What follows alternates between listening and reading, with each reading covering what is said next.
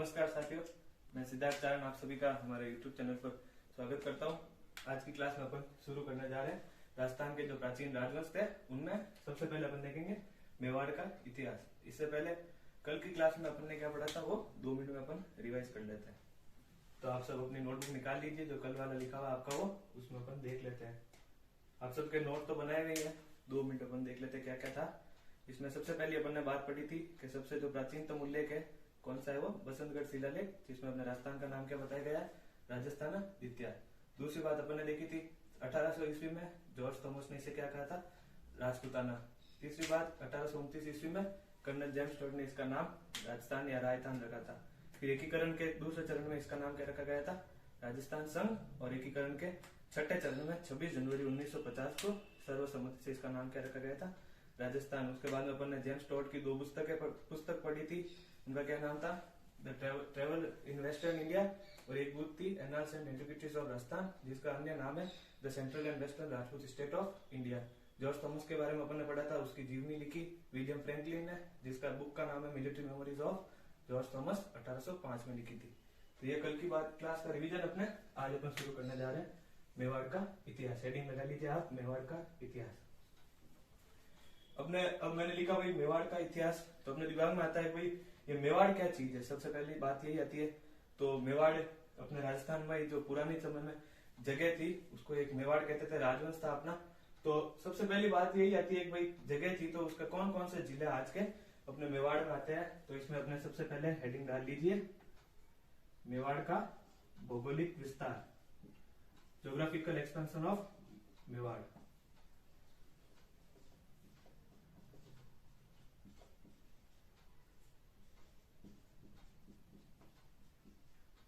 इसमें अपने मेवाड़ में जो आज के जो जिले हैं, पुराने समय में मेवाड़ में कौन कौन से आते हैं, तो मेवाड़ से अपने दिमाग में सीधा सा एक जिला पहले नाम आ जाता है अपने चित्तौड़। दूसरा जो अपने दिमाग में नाम आता है मेवाड़ के नाम लेते ही वो आता है कौन सा, उदयपुर। एक जिला अपने उदयपुर के जस्ट पास में ही है, राजसमंद, ये भी अपने मेवाड़ का हिस्सा है। चौथा जो जिला है वो है भीलवाड़ा। और एक जो नया जिला बना था जो अपने चित्तौड़ से टूट कर बना है, उसकी जो ज्यादातर जो एरिया है उसका वो मेवाड़ में आता है, इसलिए अपन ऐसा मान लेते हैं भाई वो भी मेवाड़ में ही है। वो कौन सा है, प्रतापगढ़। तो मेवाड़ का भौगोलिक विस्तार में क्या अपने 5 जिले हैं, कौन कौन से है, चित्तौड़, उदयपुर, राजसमंद, भीलवाड़ा और प्रतापगढ़। ये तो अपने इसका एरिया देख लिया। अभी अपन ने क्यों देखा कि भाई अब जब भी अपन आगे वाली 15-20 क्लास में जब तक अपन मेवाड़ पढ़ेंगे उसमें ये देखेंगे कि जो भी कोई घटना होती है वो इन्हीं 5 जिलों के अंदर होगी, क्योंकि वो यही मेवाड़ का एरिया था। अब देखते हैं भाई अपन मैं कह रहा हूँ कि मेवाड़ का एरिया, मेवाड़ का भौगोलिक विस्तार, तो अभी अपन जिसको कि मेवाड़ कह रहे हैं क्या उसको पुराने जमाने में भी मेवाड़ ही कहा करते थे। अब अपन वो देखते हैं। तो आपकी सेकंड हेडिंग डाल दीजिए मेवाड़ के प्राचीन नाम।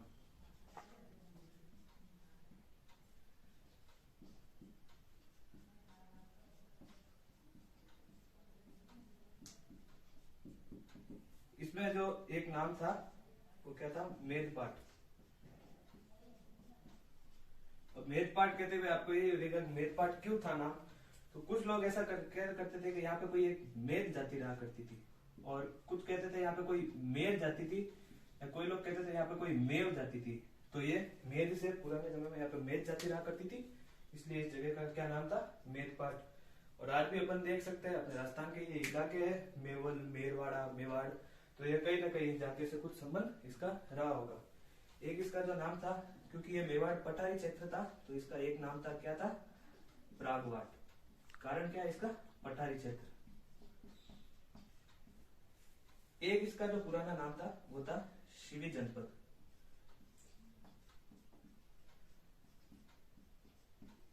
इसका क्या नाम था, शिवी जनपद। इसका क्या कारण है, इसके बारे में अपन डिटेल में आगे पढ़ेंगे, लेकिन अभी मैं आपको बता दूं कभी अपने पंजाब की कुछ जातियां थी, सीवी, मालव, योद्धे, ये जो थे अपने वो वहां से शिफ्ट होकर राजस्थान में आ गए थे। तो अपने मेवाड़ में जो रहते थे वो थे सीवी, इनके कारण इस जगह का क्या नाम था, शिवी जनपद नाम था। तो अभी तक अपन ने 2 चीज देख ली, भौगोलिक विस्तार इसका, प्राचीन नाम मेरपाट, रागवाट, शिवी जनपद। अब ये देखते हुए अपन यहाँ से सीधा सीधा क्या क्वेश्चन बन सकता है वो अपन देख लेते हैं। सीधे 3 सवाल तो यही है भाई, मेवाड़ का पुराना नाम क्या था? तो मेदपाट, प्रागवाड़, सीवी जनपद। मेदपाट राजस्थान के किस राजवंश का प्राचीन नाम था?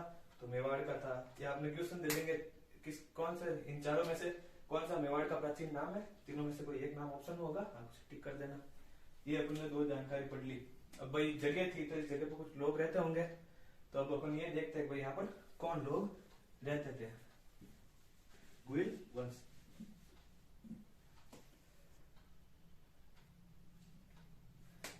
तो मेवाड़ में कौन सी पुरानी रहा करते थे, उस समय कौन सा वंश रहा करता था तो मेवाड़ में रहता था?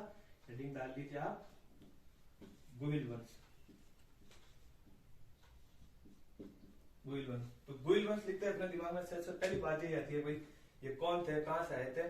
तो इसके बारे में अपन को कोई प्रूफ तो ऐसा नहीं मिलता है, लेकिन अलग अलग राइटर की अलग अलग कुछ दो तीन थ्योरी है। तो अपन सबसे पहली जो थ्योरी देखेंगे वो किसकी देखेंगे? कर्नल जेम्स टोड की थ्योरी। तो आइए अपन अब बात करते हैं कर्नल जेम्स टोड की थ्योरी की। जेम्स टोड अपने बुक में ये लिखता है कि भाई ये गुजरात का एक कोई गांव है वल्लभी। वल्लभी गांव में राजा था शिलादित्य। वल्लभी गांव के राजा शिलादित्य की पत्नी थी पुष्पावती। वो क्या यहाँ पर माता जी के दर्शन के लिए क्या मेवाड़ आए थे। तो वल्लभी गांव के राजा शिलादित्य की पत्नी पुष्पावती माता जी के दर्शन के लिए मेवाड़ आए थे। जब यहाँ पर आए तो उनको एक ब्राह्मण मिला था। ब्राह्मण का क्या नाम था? विजयादित्य। तो जब ये वापस जा रहे थे तो इनको एक ब्राह्मण मिला विजयादित्य। उन्होंने इनसे कहा कि भाई आपके जो पति थे, आपके आपके उनके ऊपर दुश्मन देश ने आक्रमण कर दिया है, वो देश के लिए लड़ते हुए शहीद हो गए। उनकी जो अन्य रानियां थी वो उनके पीछे सती हो गई है। तो भाई पुष्पावती ने कहा कि भाई मैं भी उनके पीछे सती होंगी। तो तब इस विजयादित्य ने बताया भाई आप अभी सती नहीं हो सकते क्योंकि आप गर्भवती महिला है, तो पहले आपको बच्चे को जन्म देना पड़ेगा फिर ही आप सती हो सकते हैं। तो फिर उन्होंने पुष्पावती ने कुछ समय रुके उस बच्चे को जन्म दिया। उसके बाद उस बच्चे को किसको दे दिया? विजयादित्य ब्राह्मण को, और खुद अपने पति शिलादित्य के पीछे सती हो गए। अब चूंकि राजा दुश्मन देश ने उस शिलादित्य के ऊपर आक्रमण किया था तो विजयादित्य को ये डर था कि भाई इसका लड़का है, तो वो कहीं ना कहीं उनको जब पता चलेगा कि भाई बच्चा यहाँ पर भी है तो इस पर भी आक्रमण करने आएंगे। तो इसीलिए इसने क्या किया कि भाई उसका पालन पोषण कहाँ किया? गुफा में। अब ऐसे लोगों ने थ्योरी बना दी कि गुफा में पालन पोषण यह हुआ, इसलिए गुहा में, और गुहा से धीरे धीरे गुहादित्य कर दिया इसका नाम। क्या कर दिया? गुहादित्य। और गुहादित्य धीरे धीरे आगे चलकर क्या हो गया? गुहिल।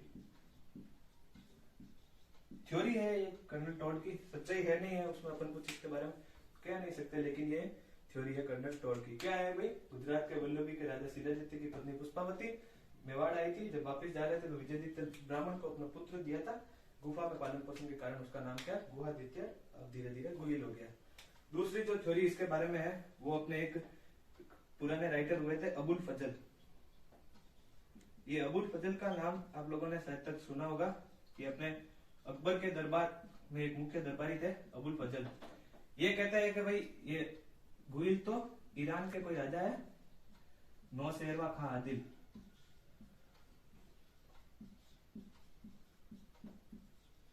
नौशेरवा खां आदिल। अबुल फजल कहते हैं कि गुइल तो क्या है? नौशेरवा खां आदिल ईरान के राजा के वंशज है। तो अपने इसके बारे में दो थ्योरी है, याद रख लेना। इसमें से क्वेश्चन ऐसा बन सकता है कि भाई किस राजा के बारे में कहा जाता है मेवाड़ के राजा जिनका पालन पोषण गुफा में हुआ था, कौन से वंश के बारे में? तो गुइल वंश के बारे में। ये दो थ्योरी अपने इनके बारे में याद रख लेना। तो अपन ने क्या देखे? इनकी दो थ्योरी देख ली गुइल वंश के बारे में। अब जो गुइल वंश वाले थे वो क्या अपने आप को क्या बताते थे? सूर्यवंशी हिंदू बताया करते थे। अपने पुराने राजा थे वो या तो अपने को सूर्यवंशी बताते थे या खुद को बताते थे चंद्रवंशी। तो जो गुइल वंश था वो आपको बताते हैं सूर्यवंशी बताते हैं। और कर्नल टॉड और अपने राजस्थान के एक राइटर हुए मोहनोत नैणसी। इन दोनों ने बताया कि भाई गुइल वंश की कितनी शाखाएं थी? 24 शाखाएं।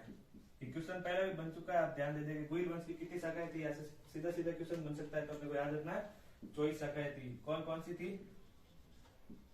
मेवाड़, एक इनकी हुआ करती थी शाखा कल्याणपुरा। ऐसा कहा जाता है जो छत्रपति महाराज छत्रपति शिवाजी थे वो भी इनके वंशज थे। तो महाराष्ट्र। अपने जयपुर के पास एक इलाका तो पड़ता था चाकसू, जैसे पुराना जमाने में चाकसू कहा करते थे, वो भी माना जाता है कि इनका ही इलाका, इनकी थी एक वन शाखा थी। और ऐसा लोग कहते हैं कि ये तो नेपाल तक चले गए थे, तो इनकी एक शाखा नेपाल थी। कुल मिलाकर अपने को याद रखने वाली बात यह है कि गुइल वंश की शाखाएं थी 24 शाखाएं थी। ये अपने बात याद रख लीजिएगा। अब ये तो अपने गुइल वंश के बारे में जो पुरानी जो जानकारी मिली वो है। अब ये बात आती है गुइल वंश की, आप बता रहे तो कब से स्टार्टिंग हुई इसकी, तो उसकी स्टार्टिंग के टाइम पीरियड डिसाइड करने वाला अपने को एक अभिलेख मिलता है। कौन सा? सामोली अभिलेख। सामोली अभिलेख कब का है ये अभिलेख? 646 ईस्वी का। कहां से मिलता है? तो अपने उदयपुर के पास से मिलता है। सामोली अभिलेख 646 ईस्वी में उदयपुर के पास से मिलता है। तो क्या बताइए भाई, इस समय यहाँ पे राजा था, वो कौन था? शिलादित्य। गुइल वंश की जो टाइम पीरियड डिसाइड करने के लिए भाई पूछा कि भाई कब से स्टार्ट हुआ, तो अपने आपको एक सामोली अभिलेख मिलता है उदयपुर के पास से। कब का है? 646 ईस्वी में। इसमें क्या बताया, इस समय यहाँ पर राजा कौन था? शिलादित्य। और ये शिलादित्य जो क्या था? गुइल का 5वां वंशज था। तो गुइल अभिलेख 646 ईस्वी में मिला शिलादित्य का। ये शिलादित्य जो कौन सा? गुइल का 5वां वंशज था। गुइल, भोज, महेंद्र, नाग और शिलादित्य। शिलादित्य का टाइम क्या है? 646 ईस्वी। तो अपने सभी इतिहास, शिलादित्य का टाइम पीरियड क्या है? 646 ईस्वी।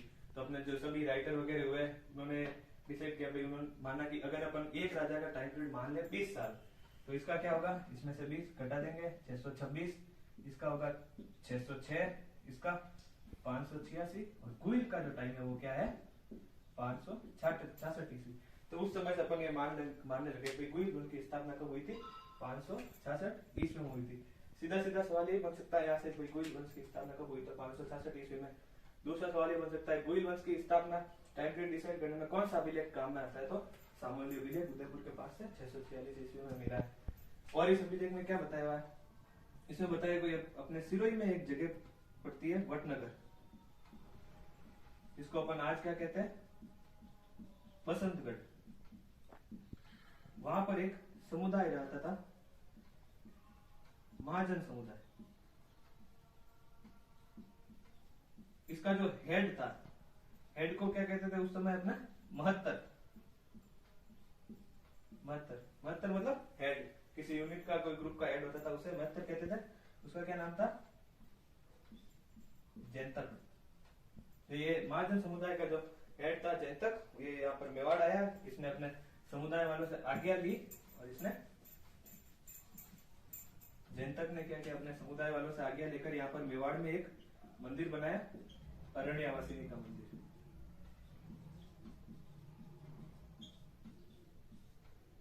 अरण्यवासिनी कौन? जिसे आज अपन जावर माता नाम से जानते हैं। तो क्या महाजन समुदाय का हेड यानी महत्तर जैंतक था, जिसने अपने समुदाय वालों का आज्ञा लेकर अरण्यवासिनी या जावर माता का मंदिर बनवाया यहाँ पर। और इसके बारे में जानकारी दी गई। जब ये मंदिर बना रहा था तो इसमें 18 प्रकार के गायक वगैरह सब आए थे, कलाकार, खूब धनी लोग यहाँ पर दर्शन के लिए आते थे। और एक और बात इसमें लिखी हुई भाई, जब इसका था मंदिर की थी वो स्थापना का दिन था, तो ये जैंतक है, इसने देवबुक, इसको लगा कि भाई मैंने अपने जीवन के सारे रस आनंद वगैरह ले लिए, सब मजे कर लिए, तो इसने देवबुक नाम के स्थान पर फायर बाथ कर लिया था। क्या कर लिया था? अग्नि स्नान कर लिया था। इससे अपन को ये भी पता चलता है कि उस समय लोग ऐसा भी करते थे, जब उनको लगता था कि मैंने अपना जीवन बिता लिया, पूरा सब काम हो चुके हैं, तो वो खुद अग्नि में स्नान कर लेते थे। ये अपने बातें इस सामोली अभिलेख से पता चलती है।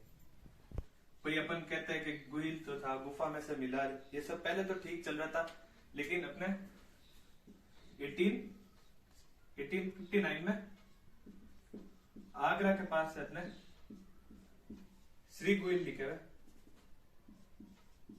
श्री गुइल लिखे हुए कितने?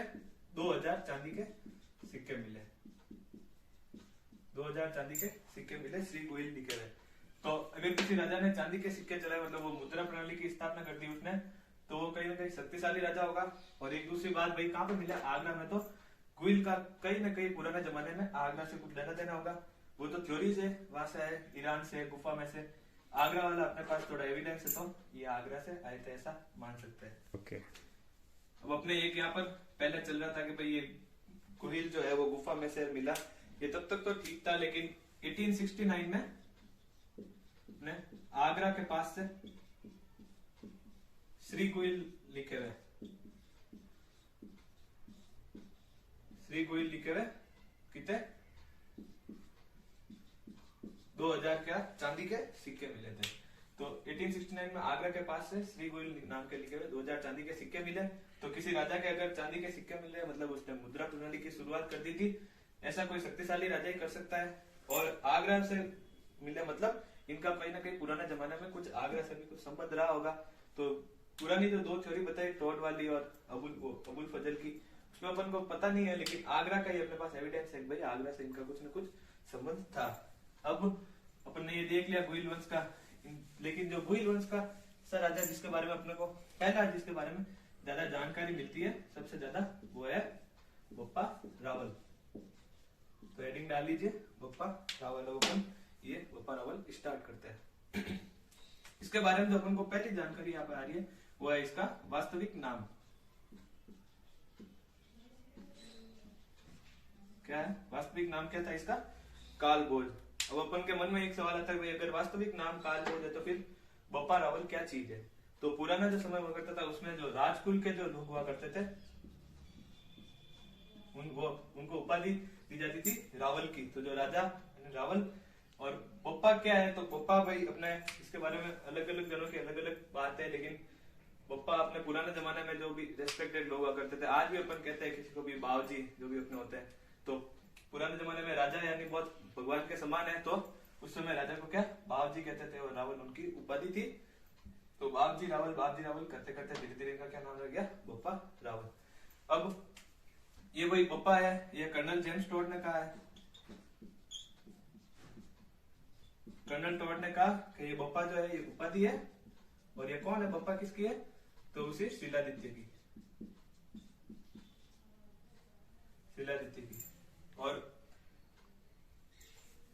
अपने एक राइटर हुए थे श्यामल दास जी, कवि राजा श्यामल दास जी, उन्होंने ये कहा भाई बप्पा क्या नाम नहीं है, बप्पा तो उपाधि है। ये याद रखना आप, थोड़ा इसको इम्पोर्टेंट रखना कि भाई बप्पा नाम नहीं है उपाधि है। ये किसने कहा था, तो कवि राजा श्यामल दास जी ने कहा था। उन्होंने ये उपाधि किसकी बताई, तो ये उन्होंने उपाधि बताई महेंद्र की, शिलादित्य का पोता महेंद्र, उसकी बताई थी उन्होंने। लेकिन उसके बाद में धीरे धीरे जब हिस्ट्री पर रिसर्च वगैरह हुए, तो जो अपने पुराने जो थे बाट वगैरह या जो भी राज प्रशस्ति, उन सब में एक बात लिखी हुई थी कि भाई बप्पा के बेटे का नाम क्या है, खुमाण। और अपने एक अभिलेख मिलता है आठपुर अभिलेख, आठपुर अभिलेख। इसमें एक बात लिखी हुई है कि कालभोज के बेटे का नाम भी क्या है, खुमाण है। तो फिर पता लगा भाई कालभोज के बेटे का नाम भी खुमाण, बप्पा के बेटे का नाम भी खुमाण, तो बप्पा का वास्तविक नाम क्या है, कालभोज है। ये आप थोड़ी कवि राजा श्यामल दास जी वाली बात याद रखिएगा कि बप्पा नाम नहीं उपाधि, तो बप्पा लिखे और बप्पा लिखे। कालभोज के बारे में अपन ने एक बात क्या बताई, इसका वास्तविक नाम था कालभोज। तो नाम तो हो गया, लेकिन भाई अपने ये कहा था क्या था, कहाँ पे रहते थे, तो नागदा, अपने उदयपुर के पास में एक जगह है नागदा। नागदा, नागदा में एक ऋषि रहा करते थे, हारित ऋषि। कौन से ऋषि, हारित। नागदा में हारित ऋषि रहा करते थे। तो कहा जाता है कि भाई ये बप्पा रावल जो थे उन हारित ऋषि की गाय चराया करता था। तो जब हारित ऋषि का अंतिम समय आया तो उन्होंने बोला कि भाई बप्पा रावल से पूछा क्या चाहिए, तो बप्पा रावल ने बोला कि भाई छोटी मोटी जगह तो सब दिला देते हैं, आप कुछ बड़ा जुगाड़ कर दो सही रहेगा। तो हारित ऋषि ने एक राटासन देवी की पूजा की। ये देवी जब पूजा की इनकी, ये प्रकट हुए, तो इन्होंने इनसे बोला कि भाई ये मेरा चेला है बप्पा रावल, इसको मैं मेवाड़ देना चाहता हूँ। तो राटासन देवी ने कहा भाई ये बड़ी चीज है तो मुझसे नहीं होगा, आपको महादेव को प्रसन्न करना होगा। क्या कहा, महादेव को प्रसन्न करना होगा। तो हरित ऋषि जो कि महादेव जी के पुजारी थे, तो इन्होंने फिर महादेव जी की पूजा की। जब महादेव जी प्रकट हुए, उन्होंने बोला इनको, और फिर उनके आशीर्वाद से, हरित ऋषि के आशीर्वाद से 734 ईस्वी में बप्पा रावल ने मानमोरी को हरा कर।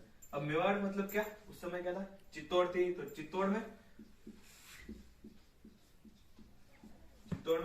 मानमोरी, ये मोरी वही है भाई, मौर्य वाला, तो मानमोरी को हराकर मेवाड़ प्राप्त किया।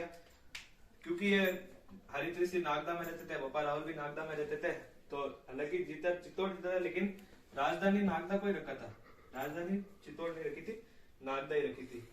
अब इन्होंने अगर युद्ध जीता है, महादेव जी के आशीर्वाद से जीता है, तो महादेव जी का यहाँ पर एक मंदिर बनवाया। कहाँ पर बनवाया, नागदा में ही बनाया। महादेव जी का मंदिर है, तो कैलाश पर्वत वहां पर बनाया, तो उस जगह का नाम ही क्या रख दिया गया, कैलाशपुरी। तो नागदा में कैलाशपुरी में किसका मंदिर बनाया, एकलिंग जी का मंदिर बनवाया। एकलिंग जी कौन, भगवान शंकर भगवान। तो ये बात अपने याद रखना कि भाई हरित ऋषि के आशीर्वाद से 734 ईस्वी में बप्पा रावल ने मानमोरी को हराकर चित्तौड़ प्राप्त किया था। उसके बाद में कैलाशपुरी नाम के नागदा में एकलिंग जी का मंदिर बनवाया। क्वेश्चन में जो ऑप्शन हो, दोनों में से दोनों ही सही है। अगर नागदा हो तो नागदा में, कैलाशपुरी हो तो कैलाशपुरी में। एकलिंग जी मंदिर कहाँ स्थित है उसमें बात देख ली। वास्तविक नाम कालभोज, और हरित ऋषि के आशीर्वाद से इसको नागदा मिला था। तो अब नागदा में किसका मंदिर बनवाया इन्होंने, एकलिंग जी का मंदिर बनवाया था। तो इनसे अगर कोई भी जाके पूछता था, या बप्पा रावल से उसके बाद में जो भी राजपूत जो वहां पर बने थे राजा, उनसे उससे पूछते थे कि भाई आपके यहाँ पर राजा कौन, आप है, तो वो सब कहते थे कि नहीं, राजा हम नहीं है, राजा तो क्या है, एकलिंग जी है, हम तो उनके दीवान है। और ये बात कोई बीकानेर वाले हैं जैसे, उनसे पूछता था तो वो कहते थे नहीं भाई, राजा हम नहीं है, राजा तो कौन है, लक्ष्मीनाथ जी है। ऐसा आपने जयपुर में भी देखा जाता था। जयपुर वालों से कोई भी जाके कहता था भाई राजा आप हो, तो हम राजा नहीं है, राजा तो कौन है, गोविंद देव जी है। तो इस चीज को क्या कहते थे, कई। तो जैसे मेवाड़ वाले एकलिंग जी को बताते थे, बीकानेर वाले लक्ष्मीनाथ जी को, जयपुर वाले गोविंद देव, उस प्रकार इस चीज को क्या कहते थे भाई, राजत्व का देवीय सिद्धांत। क्या है राजत्व का देवीय सिद्धांत, तो भाई ये जो राजा थे अपने आप को, खुद को राजा ने बताकर अपने आप को क्या बताते थे, एकलिंग जी का दीवान बताते थे। इस चीज के बारे में आपने एक गाने में सुना होगा, अपने राजस्थान का गाना है वो, एकलिंग दीवान कटे वो महाराणा प्रताप कटे। तो एकलिंग जी का दीवान यानी राजा, उस समय राजा कौन थे, तो प्रताप, तो इसलिए क्या कहते थे, एकलिंग जी का दीवान कहते थे अपने आप को। ये राजत्व का देवीय सिद्धांत, डिवाइन थ्योरी ऑफ किंगशिप, ये बात है। उसके बाद में अपने जो अगली बात आती है, तो भाई बप्पा रावल ने जो थे उस समय सोने के सिक्के भी स्टार्ट कर दिए थे। उनका मापा कितने गए, तो वो कितने थे, 115 ग्रेन। ग्रेन क्या मतलब, क्यों के दाने, तो उनका क्या माप था, 115 ग्रेन के। तो बप्पा रावल ने सोने के सिक्के स्टार्ट कर दिए थे 115 ग्रेन के। उसके बाद में भाई पहले एक विक्ट्री कैंपेन अपने ये हो गया, मानमोरी को हराने वाला। दूसरा जो है, जब ये बप्पा रावल का समय था, उसी समय 712 ईस्वी में पहले मुस्लिम आक्रमण, सफल आक्रमण हुआ था। तो रोको, 712 ईस्वी में क्या पहला कोई मुस्लिम सफल आक्रमण हुआ था, किसने, मोहम्मद बिन कासिम ने पहला मुस्लिम सफल आक्रमण किया था। कहां पे किया था, तो अपने सिंध पर। और अपन पढ़ते आ रहे भाई, मुस्लिम राज भारत में कब आया, तो 1192 में, जब सेकेंड बैटल ऑफ टेरेन में, तराइन के दूसरे युद्ध में पृथ्वीराज चौहान को मोहम्मद गौरी ने हराया था, तब मुस्लिम दिल्ली पर कब्जा किया था पहली बार। तो ये बीच में जो अपन ने 450 साल लगभग है, 450-500 साल, तो उस समय खूब हमले हुए थे।